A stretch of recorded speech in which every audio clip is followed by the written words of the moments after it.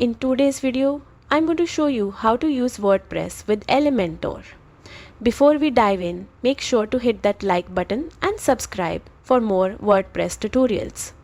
Start by logging into your WordPress dashboard. On the left menu, click Plugins and then select Add New. In the search bar, type Elementor.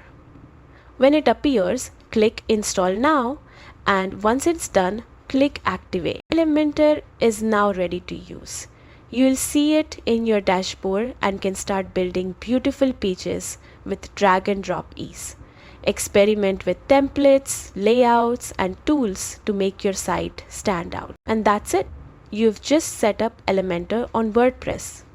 Keep practicing and soon you'll be creating stunning websites effortlessly. Stay tuned for more quick tips and don't forget to subscribe for the next tutorial.